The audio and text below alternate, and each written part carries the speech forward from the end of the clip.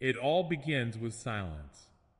You don't wake up from pain, but from your lungs refusing to breathe through the acrid, chemical smoke.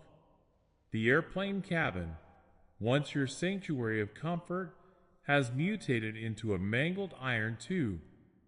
Through a jagged hole in the fuselage, you see the jungle. It's too green, too calm. You crawl onto the sand. Your body is one massive bruise. You stare at the burning wreckage and realize you are the only one breathing.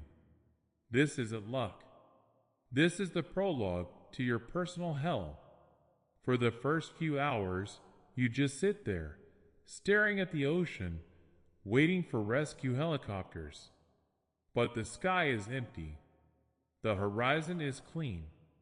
And as the sun begins to set, the first real sensation arrives. Not fear, but a primal, agonizing hunger and a thirst that tears at your throat. Survival isn't an adventure. It's dirty, humiliating work. You drink water from a muddy puddle, filtering it through a filthy shirt, because thirst is stronger than the fear of parasites. Your first knife is a shard of airplane steel wrapped in electrical tape. You build your first shelter not for comfort, but to stop being prey. Your hands are stained with sap and grime. You strike stones together to spark a fire, and every blow against the flint is a scream into the void. I am still here! But the forest doesn't answer.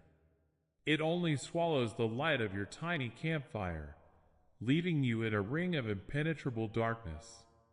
You craft your first bough, a yew branch, the tendons of a scavenged animal.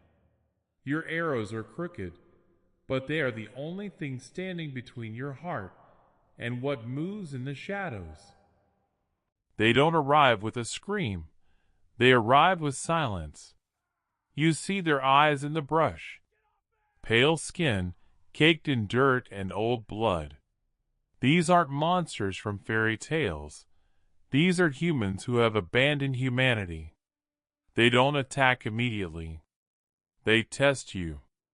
They creep close, watching you tremble with a crude spear in your hands, and then they vanish. You realize their tactic, a psychological siege. They are waiting for you to break. The first skirmish is pure chaos. The stench of unwashed bodies, the glint of a bone knife. You kill one of them and feel no pride, only nausea. Because now you are just like them. You've entered their game, where the only rule is to eat or be eaten.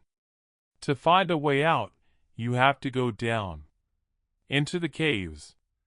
These are the veins of the island, pumping with rot.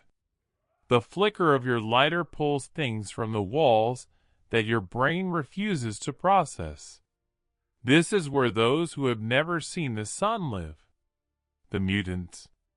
A pulsating mountain of flesh. Beings with a dozen limbs moving with impossible speed.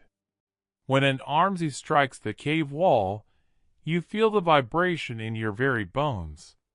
You wedge yourself into a crack, pressing your hand over your mouth to keep from screaming at the smell of death. This is the moment your mind begins to splinter. You think the walls are whispering your name. This is the acute psychosis of isolation. You no longer know if you're a human being or just another piece of protein for the dwellers of the deep. Escaping the island isn't a Hollywood ending. It's a bloody path through your own fears. You step into the light, blinded by the sun, exhausted, with hands forever stained by what you had to do. You survived. But the forest stayed inside you. In the real world, you will never be able to sleep in silence again, because in every rustle of leaves, you will hear the laughter of the cannibals. The forest isn't about an island. It's about how quickly a civilized man turns into a beast when the only law left is survival.